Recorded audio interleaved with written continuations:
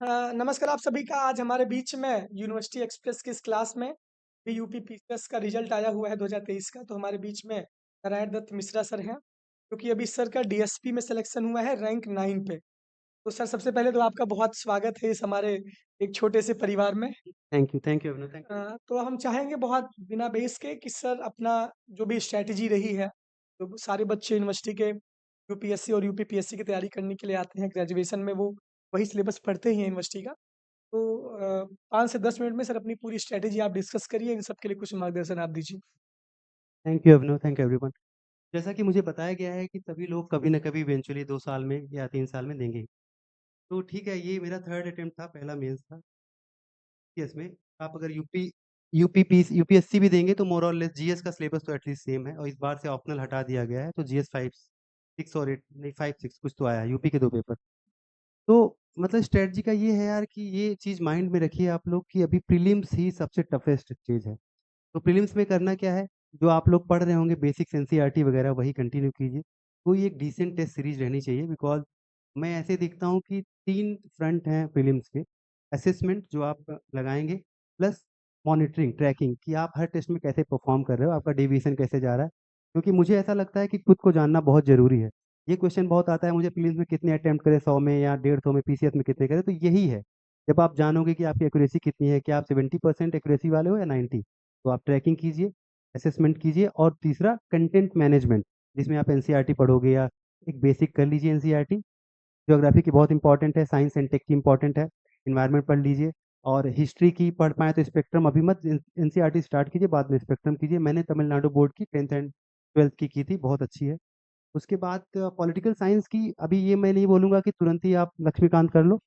कोई basic source NCERT सबसे अच्छा है, कॉन्स्टिट्यूशन एट वर्क करके आई थिंक उसका नाम है, उससे आप देख लीजिए, ओवरऑल फीलिंग ले लीजिए, उसके बाद मेन बुक पे जाइए।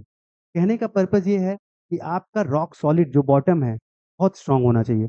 जिससे कि अगर बाउंसर ऐसा क्वेश्चन आ रहा है जो पढ़ा भी नहीं हुआ तब भी आप इवेंचुअली फ़िल्टर करके, एलिमिनेट करके कंक्लूज़न में पहुँच जाओगे। बात रही मेंस की, प्रीलिम्स के साथ ही मेंस की तैयारी होती है। प्रीलिम्स में आप फैक्ट ड्रिवन पढ़ते हो, मेंस में आपको सब्जेक्टिव लिखना होता है, लेकिन अगर आप एक इंटेंसिव और कम्प्रिहेंसिव वे में पढ़ोगे, कर लोगे। इंटरव्यू आपका अभी से तैयारी हो रही है। Interview is not in isolation, silos में नहीं होता है। मैं यहाँ बात कर रहा हूँ, ये भी इंटरव्यू की तैयारी है। तो अपनी पर्सनैलिटी को डेवलप कीजिए, कुछ अच्छा हॉबी वगैरह इनकलकेट कीजिए। मेरे केस में मेरी हॉबी पे 15 मिनट बात हुई। मुझे हिंदी कविताएँ, शायरी और गज़ल लिखने और पढ़ने का शौक है। राधेश्याम रामायण अगर कोई गाँव से होगा तो जानता होगा, गाँव में रामलीला होती है। तो मैं उसमें भगवान राम, माँ सीता, भाई भरत, भाई लक्ष्मण का रोल करता था, तो मुझे इंटरव्यू पे बात हुई। तो कहने का मतलब ये है कि केवल आइसोलेशन में पढ़ाई नहीं, कोई अगर हॉबी है आपकी, उसको बहुत एनरिच कीजिए। और अभी सेकंड ईयर में बहुत अच्छा है, आप लोग सोच रहे हैं, लेकिन मैं तो ये कहूँगा इसको पूरा एन्जॉय कीजिए। कोई एक चीज़ इनकलकेट कीजिए, उस पे खूब काम कीजिए, उसका 360 एनालिसिस कीजिए। Cricket he for that matter, अगर क्रिकेट है, तो आपको पता होना चाहिए कि व्हाइट बॉल कहाँ होता है, रेड बॉल कहाँ होता है, पिंक बॉल कहाँ होता है, कितना वेट होता है, क्यों आजकल वुमेन का रिप्रेजेंटेशन बढ़ रहा है, कहाँ क्या कोई देश ऐसा है जहाँ पे इक्वल सैलरी मिलती है, इंडिया में क्यों नहीं मिलती है क्रिकेट में। ये रही एकेडमिक की बात। बात तीसरी ये है, सबसे इम्पोर्टेंट है कि वेलकम टू द हसल, ये बहुत टफ है पहली बार, लेकिन कुछ भी इम्पॉसिबल नहीं है। मेरा बैकग्राउंड ऐसा रहा है कि मुझे 3 ही 4 घंटे रोज़ मिलते थे और मैं वीकेंड में बढ़िया 10 घंटे करता था, क्योंकि मैं आईटी जॉब में हूँ, लगभग 10 साल का अनुभव है। और तो आपके लिए भी ये this is not going to be an easy ride, tough तो होगा ही। लेकिन ठीक है, टफ है तभी तो तुम्हारा है। एक स्वरोचित सोमवंशी रैंक 49 है, 11 बैच के मेरे बहुत करीब हैं। उनकी कविता है कि रात काली है भयंकर, दूर तक पसरा अंधेरा, डस लिया है कृष्ण सर्पों ने, है नहीं जीवित सवेरा। है मगर तू सूर्य इतना जान ले बस, उठ प्रखर कर भोर कर ललकार के अब समय है, अब समय है पूर्ण कर जो स्वप्न तूने खुद बुने हैं, युद्ध के मैदान तूने खुद चुने हैं। It's your fight, it's your dream. कोई नहीं आएगा, क्यों आएगा, आपका ड्रीम है ना। अगर तो कोई फोर्स किया है तब तो आपका ड्रीम ही नहीं है। अगर आपने चूज किया है कि आपको सिविल सर्विस करना है, then it's your fight, it's your dream, you have to fight it, you have to get it. तो मेरी शुभकामनाएं आपके साथ है, मेरा नंबर अभिनव के पास है। किसी भी कैपेसिटी में मैं कभी भी हेल्प कर पाऊंगा तो मैं रहूंगा। और आप लोग टेंशन मत लीजिए, मेरी शुभकामनाएं हैं, बढ़िया से कीजिए। आप भी जब भी 2-3 साल बाद देंगे, आप बढ़िया कर पाएंगे। Thank you so much. Thank you sir, बहुत बहुत धन्यवाद आपका। तो आज इनका मैंने सर का इंटरव्यू भी लिया, वो अभी अपलोड हो जाएगा यूट्यूब पे, और एक लाइव सेशन सर हम आपसे लेंगे। इस सेमिनार आपके लिए आयोजित करवाएंगे जिसमें आप बच्चों को गाइड करेंगे। तो चलिए आपकी लॉजिक की आज की second demo class ma'am start कर रही हैं। तब तक आप लोग लॉजिक की सेकंड डेमो क्लास करिए।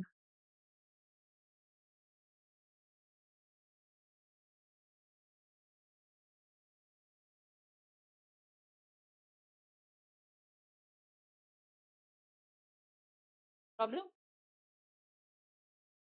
हिंदी में प्रॉब्लम हुई। हाँ, आज फिर से कर दे। आवाज आ रही है? ऐसे ही आ रही होगी। ओके।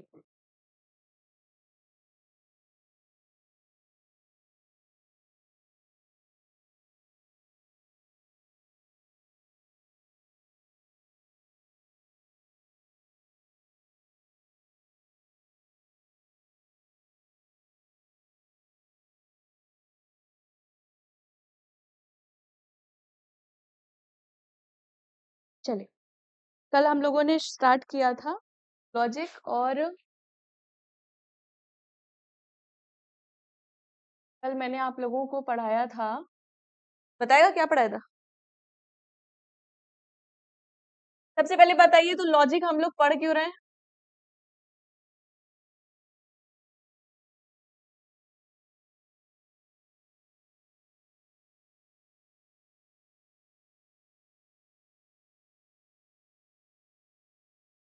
ठीक है ना? बेसिकली ये आपकी तर्क शक्ति पे, आपकी रीजनिंग पावर पे वर्क करता है। ठीक है ना? आप किसी भी फील्ड में हैं, किसी भी फील्ड में, फॉर एग्जाम्पल आप यूपीएससी की तैयारी करेंगे या पीसीएस की भी तैयारी करेंगे, तो वहां पे आपको आपकी रीजनिंग बहुत ज्यादा हेल्प करेगी। क्यों? बहुत सारे ऐसे क्वेश्चंस आएंगे कि आपको एट द सेम टाइम उस क्वेश्चन को एनालाइज करके उसको डिफरेंट एरिया से कनेक्ट करके लिखना होता है, और उसके लिए आपको ज्यादा टाइम नहीं मिलता है ना?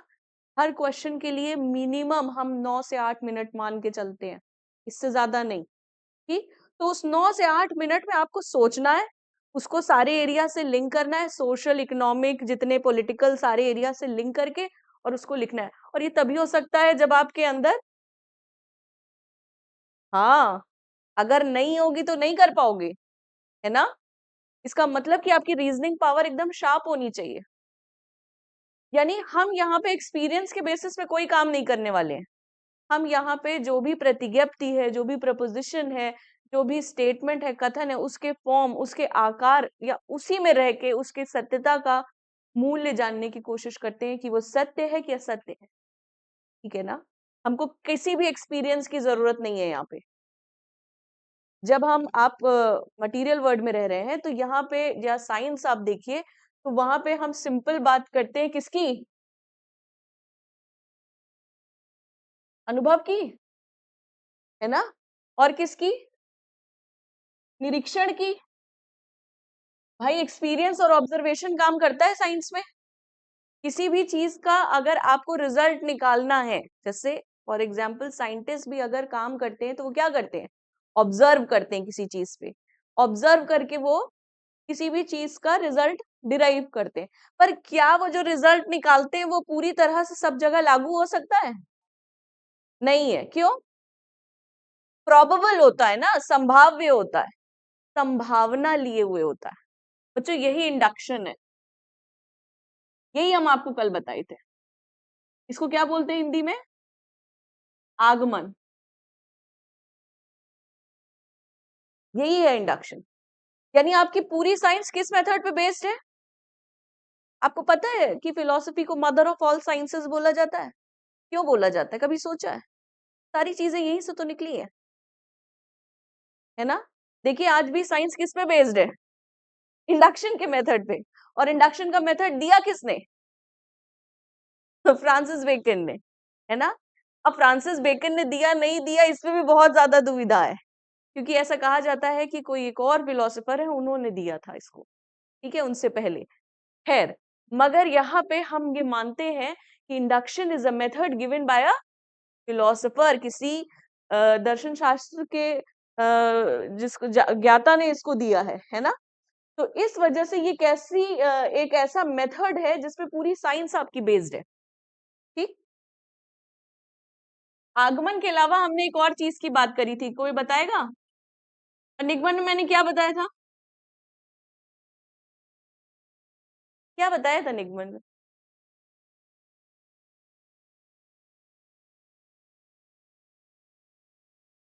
प्रोबेबल तो इसमें हो गया ना, आगमन में क्या सत्य है? Very good. अगर आधार वाक्य सत्य है तो निष्कर्ष सत्य होगा। कितने लोग नए आए? ओके, काफी लोग नए आए। देखिए, कल हम लोगों ने सबसे पहले तो लॉजिक से स्टार्ट किया और हमने इसके बारे में बताया कि हम और हमारे अलावा जो चीज और आपको यहाँ पे दिखाई देती है वो क्या है? जानवर है ना, एनिमल्स। तो हम दोनों में फर्क क्या है? हम तर्क कर सकते हैं और वो नहीं कर सकते, है ना।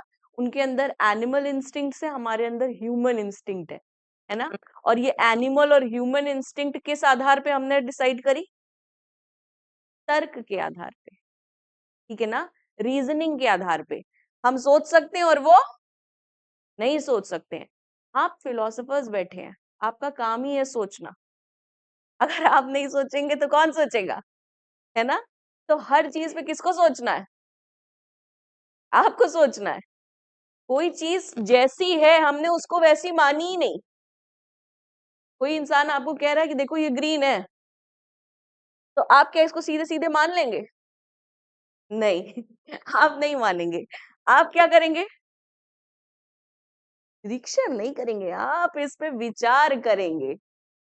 विचार करेंगे, है ना, विचार करेंगे, सोचेंगे है ग्रीन तो क्यों है ना।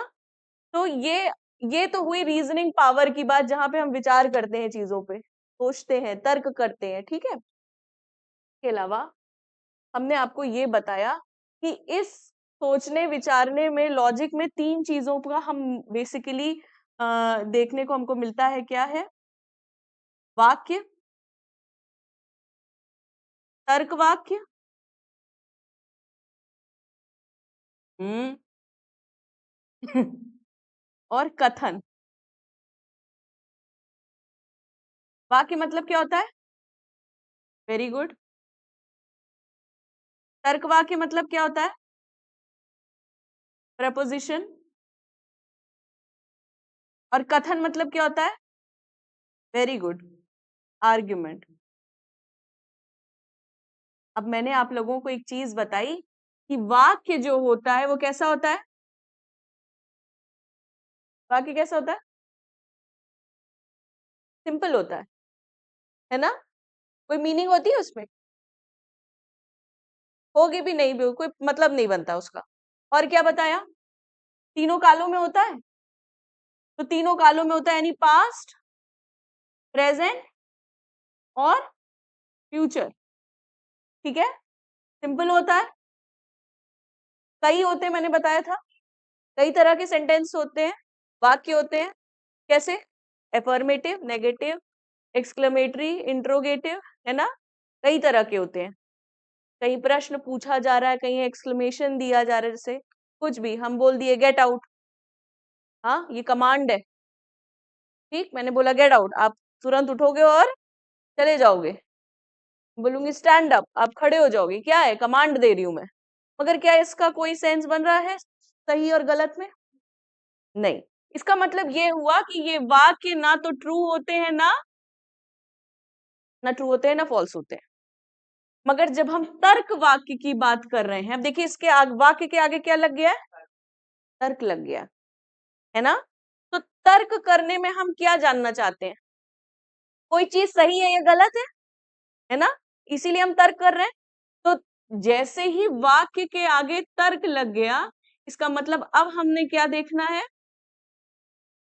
कोई चीज सत्य है या, तो हमेशा तर्क वाक्य में या तो वो सत्य होगा या सत्य होगा। क्लियर है? तर्क वाक्य में हमेशा ये दोनों चीजें होंगी, या तो ये होगा या ये होगा। क्लियर है? कथन का मैंने आपको बताया कि तर्क वाक्य को ही कुछ लोग क्या बोलते हैं? आर्ग्यूमेंट भी बोलते हैं, ठीक है ना। अब ये जो आर्ग्यूमेंट है, मैंने आप लोगों को बताया 2 तरह का होता है। दो तरह का होता है, कौन दो तरह का बताएगा? हाँ, कथन कहाँ से? कथन दो तरह का होता है, बताया था। Very good. इंडक्टिव और इंडक्टिव मतलब आगमन, और डिडक्टिव मतलब हिंदी इंग्लिश दोनों आना चाहिए, है ना। आज के जमाने में ये ना हो कि हमको तो इंग्लिश आती ही नहीं, है ना, है कि नहीं। तो आपको मैं ऐसा बना दूंगी कि इंग्लिश मीडियम वालों से भी आप अच्छी इंग्लिश बोलेंगे, ठीक है ना। गलत? गलत नहीं है, होगा ये। अपने पे बिलीव करना चाहिए, है ना, है कि नहीं। नहीं सीखना चाहते? हाँ, सीखना चाहते हैं ना। कभी भी किसी एक एरिया में ये क्यों कहना कि मुझको ये चीज नहीं आती है, या मैं इससे बाहर नहीं जाना चाहता हूँ, सीखना ही नहीं चाहता, मुझे डर लगता है। किस बात का डर? भूत तोड़ी ना इंग्लिश, है कि नहीं। आप देखिएगा कि आप उनसे अच्छी इंग्लिश एक दिन बोलने लगेंगे। It is just a matter of practice. आप जैसे ही प्रैक्टिस में आएंगे वो चीज आपके एकदम कन्वीनियंस में आ जाएगी, आप उसे आम बोलचाल की भाषा में बोलने लगेंगे, ठीक है। जो आपके साथ इंग्लिश मीडियम में पढ़ रहे हैं, जरूरी थोड़ी उनकी इंग्लिश बहुत अच्छी है। गलत? सही? तो आर्ग्यूमेंट बेसिकली कितने तरीके के हमने बताए थे? इंडक्टिव और डिडक्टिव। इंडक्टिव मैंने आपको अभी अभी बताया कि इसमें हम जो निष्कर्ष निकालते हैं, ठीक है ना, वो कैसा होता है? हाँ, क्या होता है?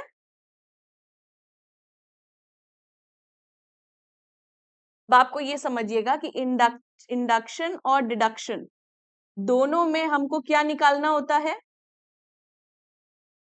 निष्कर्ष निकालना होता है, कंक्लूजन। ये निष्कर्ष निकालना होता है, और ये निष्कर्ष कैसे निकालना होता है?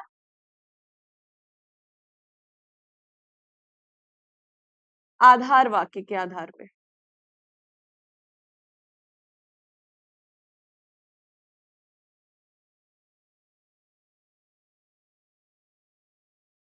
अब ये जो आधार वाक्य हैं ये दो होते हैं आपके पास, ठीक है ना। अब ये अव्यवहित और व्यवहित अनुमान के आधार पे होता है, ठीक है ना। मीडिएट और इमीडिएट इन्फेरेंस इसे बोलते हैं, ठीक है ना।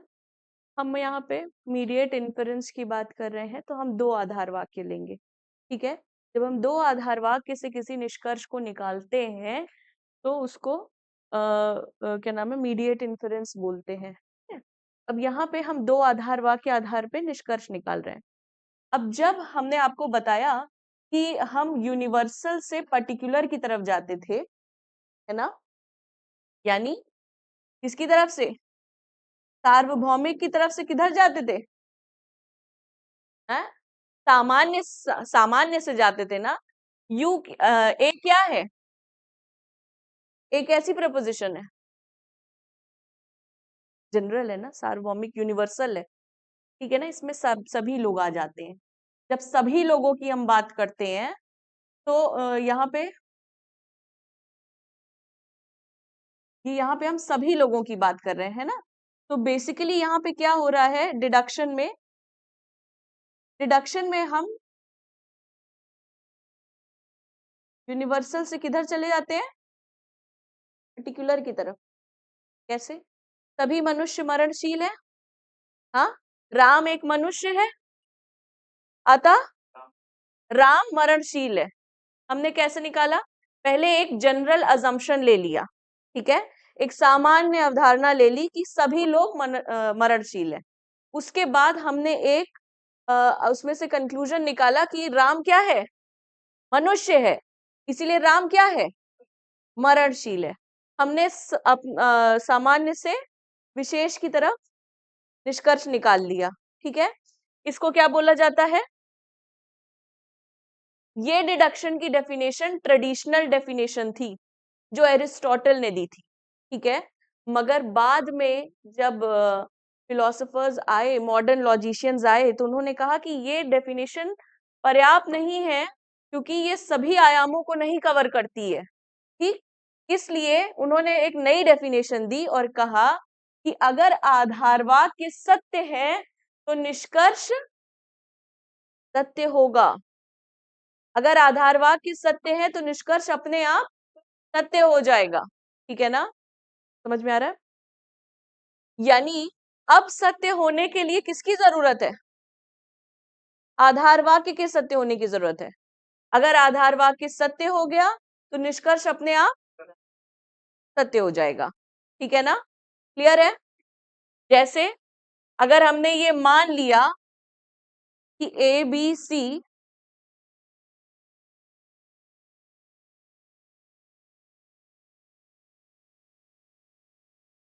सॉरी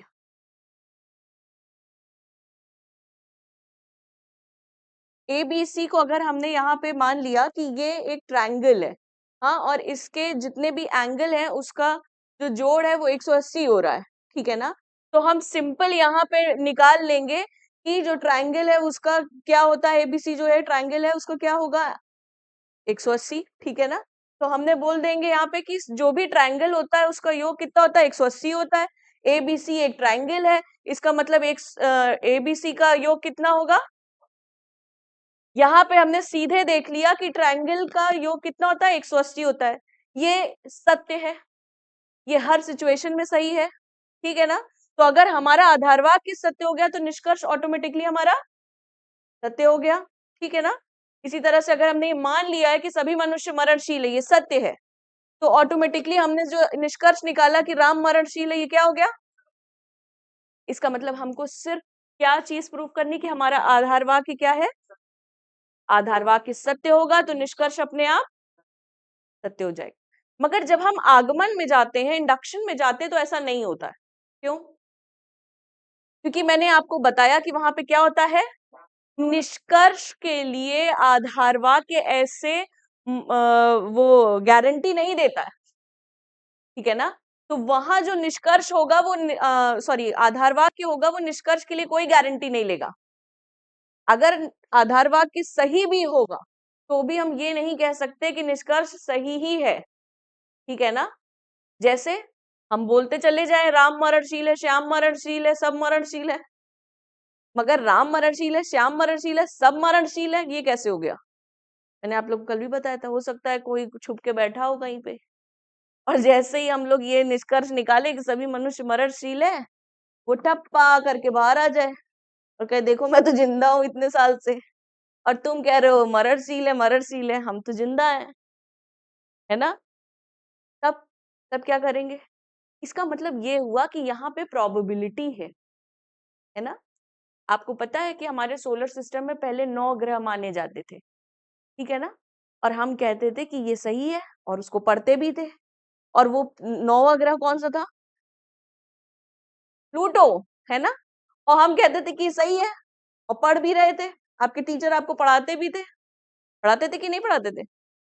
मगर बाद में जब साइंटिफिक और रिसर्च हुई तो उसके बाद ये निकाला गया निष्कर्ष कि नहीं, अब प्लूटो जो है वो एक डॉर्फ प्लैनेट है, उसको प्लैनेट की कैटेगरी से बाहर निकाल दिया गया। ठीक है ना, अब क्या हुआ, ये सारी चीजें ऑब्जर्वेशन बेस्ड थी।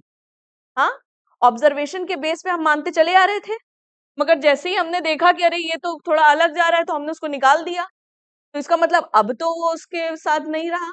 तो ये जो साइंस के फैक्ट्स होते हैं आपके, ये हमेशा संभाव्यता लिए हुए होते हैं, और इसीलिए ये आगमन विधि पे बेस्ड होते हैं, इंडक्शन पे बेस्ड होते हैं, और इसीलिए इनके निष्कर्ष भी हमेशा संभाव्यता लिए हुए होते हैं, प्रोबेबल होते हैं। ठीक है ना, ये यहाँ पे हम कभी भी निष्कर्ष के लिए ये गारंटी नहीं ले सकते हैं कि अगर आधार वाक्य सत्य है तो निष्कर्ष सत्य होगा। क्लियर है? क्लियर हो गया? कोई डाउट यहाँ तक? आप लोग नया, आपको समझ में आया? क्या समझ में आया? हाँ, डिडक्शन और इंडक्शन हम पढ़ा रहे थे, जिसमें हमने ये बताया कि डिडक्शन में आधार वाक्य अगर सत्य है तो निष्कर्ष सत्य होगा, और आगमन में हमने ये बताया है कि आधार वाक्य निष्कर्ष के लिए कोई गारंटी नहीं लेते हैं। ठीक है ना, क्लियर है? अब देखिए, हमने बात करी है यहाँ पे वाक्य की। ठीक है ना, वाक्य की बात करें ना, अब ये जो वाक्य है भाषा में, अब यहाँ पे कई तरह के हमको वाक्य देखने को मिलते हैं। अब लॉजिक में भी हम बेसिकली 4 तरह के ऐसे ही वाक्य देखते हैं। पहला है संयोजन, इसको बोला जाता है कंजंक्शन। नाम सुना है? दूसरा होता है निषेध, इसको बोला जाता है निगेशन। क्या बोला जाता है? तीसरा होता है आपका विकल्प, इसको बोला जाता है डिसजंक्शन।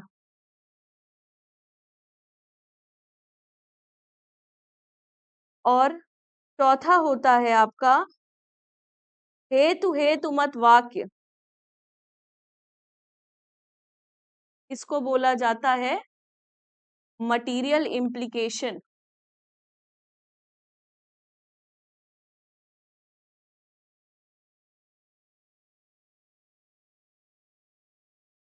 अब देखिए होता क्या है कि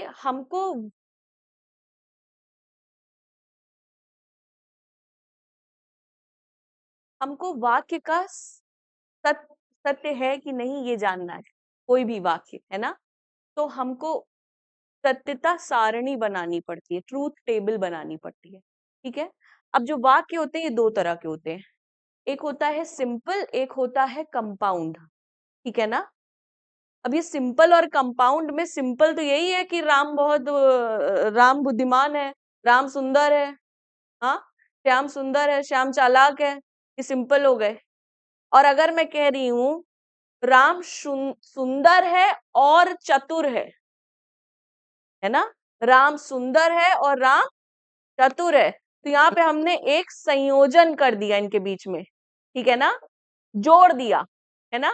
तो अब ये एक कंपाउंड बन गए, जोड़ दिया, है ना, जोड़ दिया, सिंपल नहीं रह गए। अब जब मैंने 2 सरल वाक्यों को जोड़ दिया तो वो एक कंपाउंड बन गया। ठीक है ना। तो ये जो कंपाउंड है, अब हमको इनका सत्य जानना है ना। कैसे जानेंगे? एक सिंपल हो तो हम तो निकाल ले कि भाई ये क्या है, मगर अगर 2 जुड़ गए तब कैसे करेंगे? अब इसके लिए यहाँ पे ये 4 तरह की चीजें बताई गई हैं।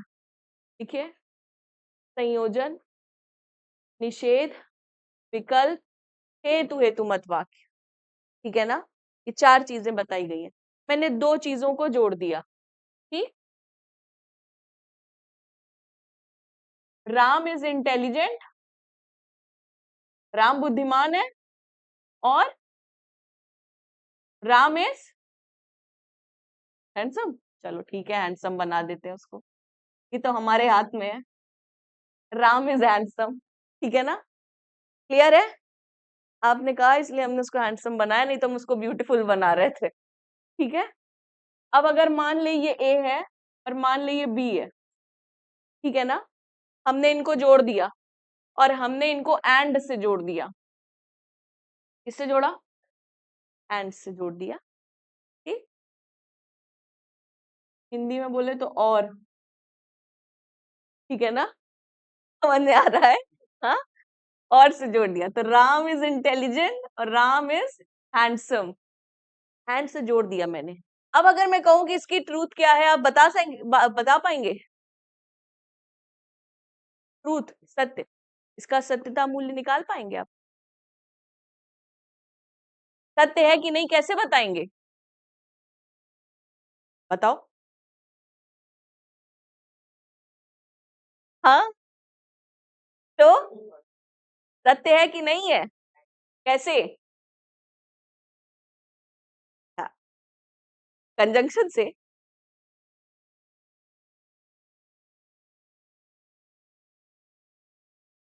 बेसिकली यहाँ पे क्या कर रहे हैं हम संयोजन में, ये देखिए, एक तो मुझे ये, अरे नहीं, खिचड़ी ये पक रही है, दिख रहा है?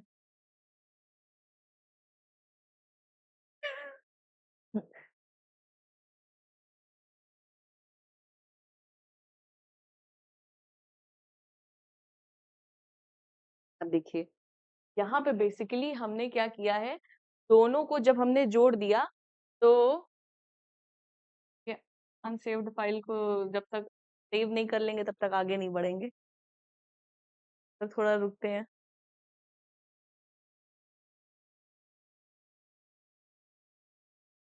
ये बता दो। तो बेसिकली यहाँ पे क्या हो रहा है कि हमने जब दोनों का जोड़ा ना, दोनों को, दो वाक्य हैं, दोनों को जोड़ दिया। किससे जोड़ा?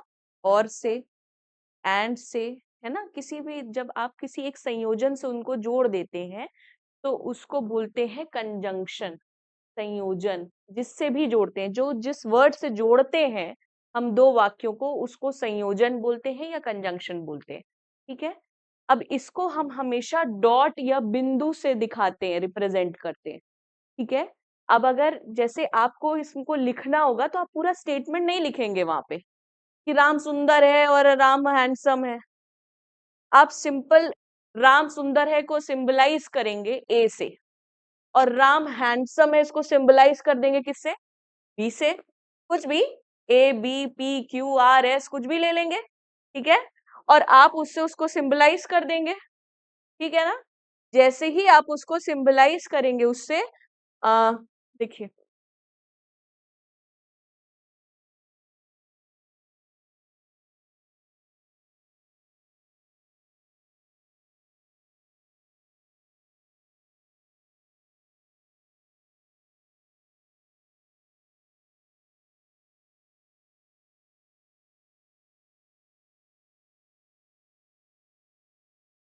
अब देखिए ये दो स्टेटमेंट है जो सिंपल है।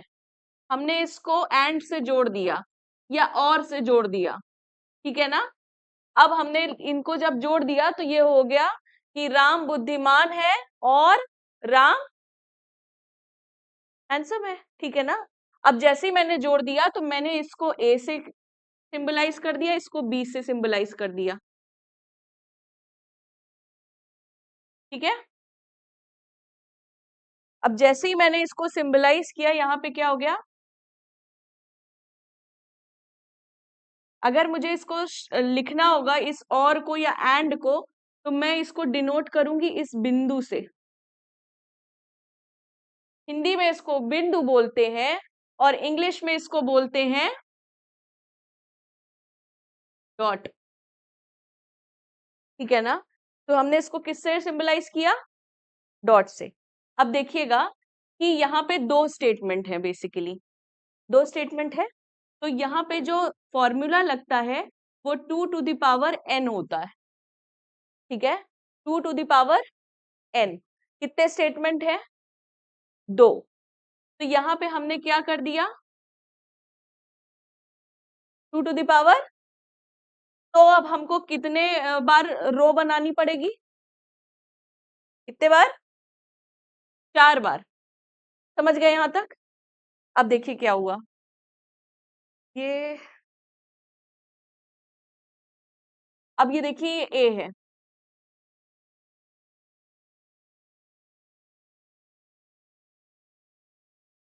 बोर्ड के साथ कष्ट है, ज्यादा कष्ट। ये समझ में नहीं आ रहा है कि इसको कैसे चलाया जाए। हाँ? नहीं, इसी से चला रहे हैं। इधर से भी ए और बी। ठीक है ना। और दूसरी जगह हो गया ए डॉट बी। ठीक है। अब ए क्या है? ये है। और बी क्या है? अब देखिएगा क्या हो रहा है। हमने आपको बताया कि इनकी 4 बार हमको बनाने पड़ेंगे टेबल में। ठीक है ना। तो इसका मतलब 2 बार ट्रू जाएगा और 2 बार। ठीक है ना। अब हम क्या करेंगे, एक एक बार यहाँ पे लेके जाएंगे। क्या करेंगे? फॉर्मूला क्या लगा है? तो कितने बनाने हैं? कितने बने हैं? 4। ठीक है ना। तो अब यहाँ पे हमको किससे जोड़ना है इसको? कंजंक्शन का ट्रूथ टेबल ये कहता है कि ये तभी सत्य होगा जब इसके दोनों आधार वाक्य सत्य हो, ठीक है। तो ये कब सत्य होगा? जब दोनों आधार वाक्य सत्य हो। अदरवाइज ये क्या होगा? अब समझ में आया इसका सत्य कैसे निकालेंगे कि ये सत्य है कि नहीं? कैसे निकालेंगे?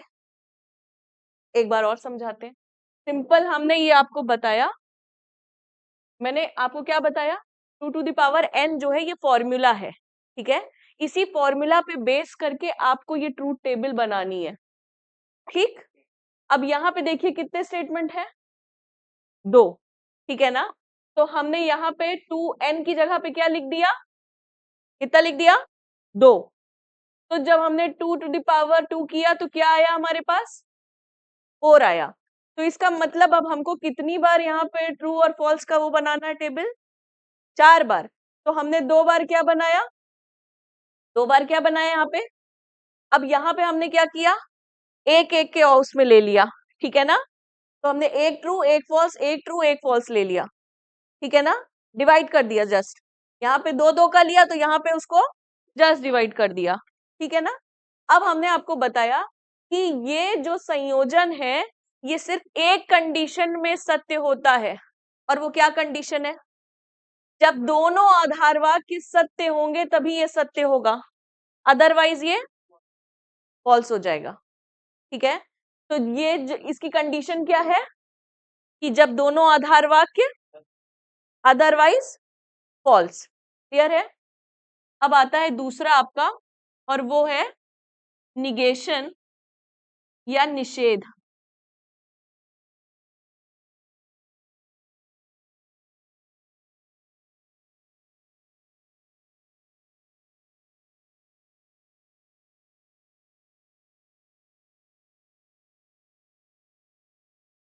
ये निगेशन या निषेध जो है इसमें बेसिकली नॉट यूज किया जाता है, ठीक है ना।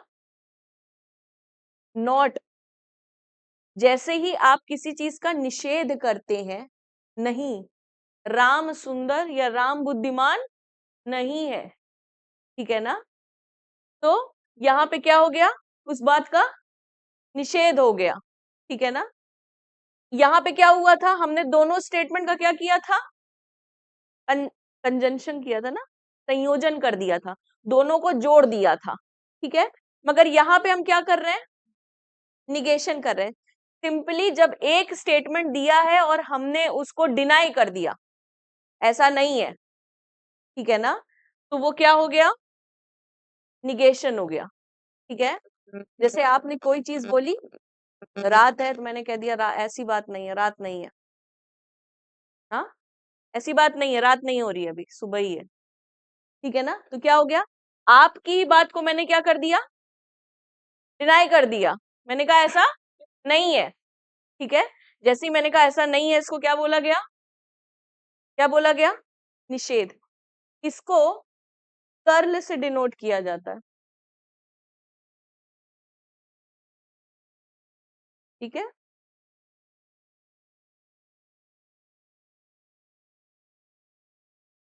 अब देखिए यहाँ पे क्या होता है। अभी तक आपने देखा कि राम इज इंटेलिजेंट, ठीक है ना, राम बुद्धिमान है ना। अब हमने बोल दिया कि राम बुद्धिमान, यहाँ पे नहीं भी यूज कर सकते हैं, it is not the case use कर सकते हैं, ऐसी बात नहीं है, ऐसा नहीं है कि ये यूज कर सकते हैं। ये सभी स्टेटमेंट लगा के हम किसी भी वाक्य का निषेध कर सकते हैं, ठीक है, जहां पे हम उस चीज को डिनाई कर देते हैं। आपको समझ में आया निषेध का मतलब? नहीं? क्यों? ये जो आपने नहीं बोला यही निषेध है। ये जो आपने बोला ना नहीं, ये क्या है? निषेध। मैंने क्या पूछा? आपको समझ में आया?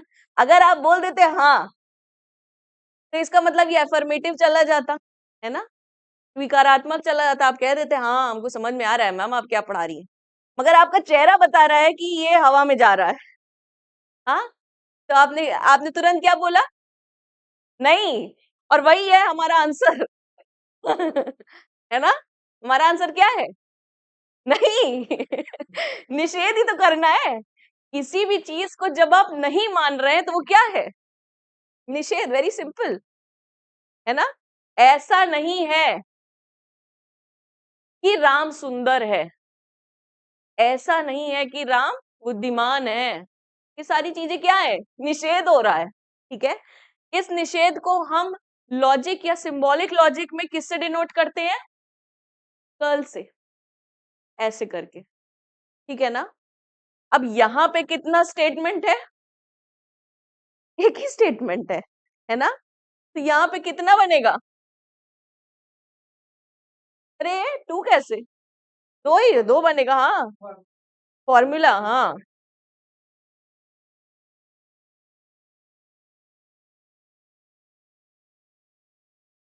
ये टू है और 2 टू द पावर n है। ठीक है ना? निगेशन में कौन सा स्टेटमेंट है? कितना स्टेटमेंट है? हमने एक ही लिया है, इसमें क्या लगा दिया? बस एक चीज लगाया, नॉट, है ना? तो कितना स्टेटमेंट है? आपको नहीं समझ में आया ना, तो आपने एक ही स्टेटमेंट तो बोला। ऐसा तो नहीं है ना कि इन्होंने बोला कि मैम ना तो हमको ये क्लास अच्छी लग रही है और ना ही मुझे समझ में आ रहा है। बोला क्या इन्होंने इतना सब? इन्होंने क्या बोला? नहीं, है ना? तो क्या बोला आपने?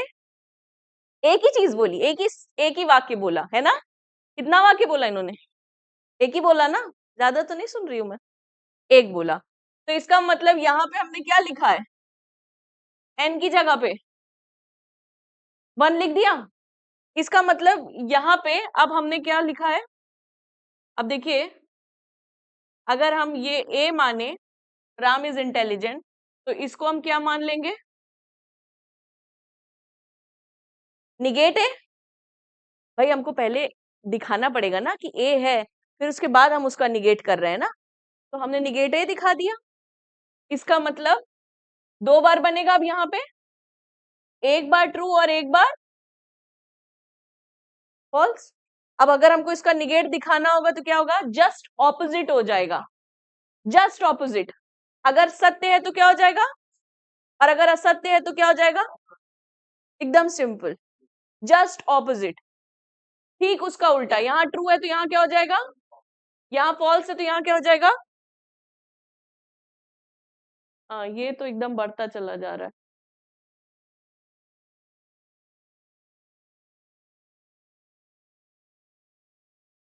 इसका कष्ट नहीं खत्म हो रहा तो समझ में आया निषेध का मतलब? सर आपको समझ में आया? क्या समझ में आया? हाँ, ध्यान दीजिएगा, जवाब क्या आया है?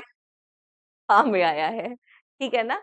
तो अभी क्या है? निषेध नहीं है यहाँ पे। ठीक है ना मैम? आपको समझ में आ रहा है निगेशन में क्या हो रहा है?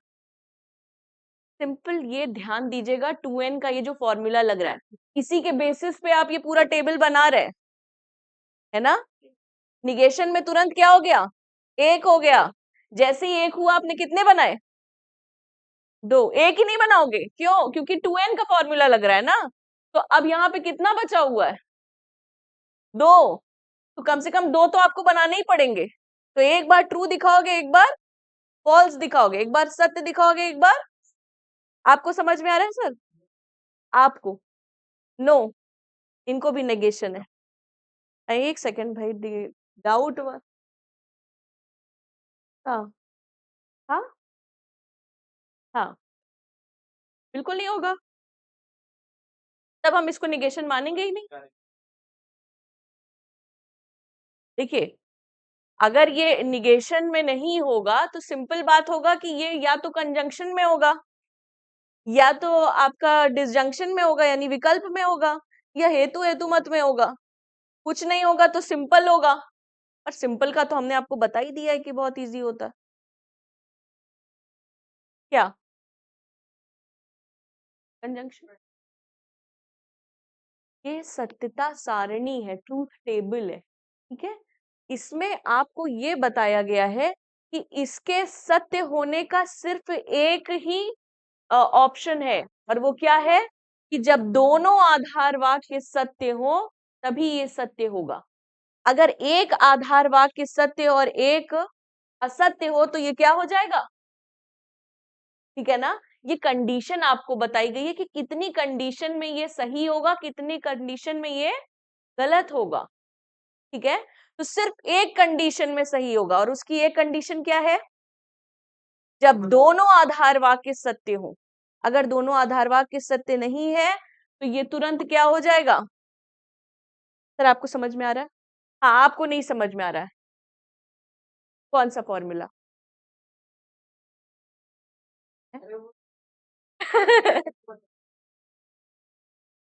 भाई वो फिलॉसफी में दिमाग लगाना होता है, दिल नहीं। ठीक है, जैसे ही दिल लगाया प्रॉब्लम वहीं पे आई। ठीक है ना? हाँ, एक सेकेंड उनकी प्रॉब्लम सॉल्व कर देंगे। आपको समझ में आया? तो ये जो आप देख रहे हैं, ये दूसरे सर का था और वो गए। ठीक है ना? और हम जो अभी आपको बता रहे हैं, सिंपल वो ये है जो अभी हम आप देख रहे हैं। ठीक है ना? हम अभी ए बी में ही घूम रहे हैं, पी क्यू तो ये इसमें आप मत आइए। ठीक है ना? पी क्यू पे मत आइए, पी क्यू हमारे कोर्स से बाहर है अभी। हाँ,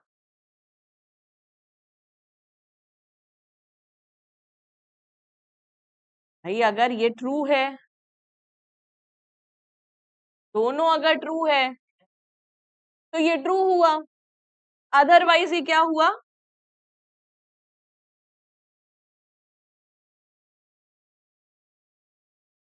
सर आपको समझ में आया? आपका नाम क्या है?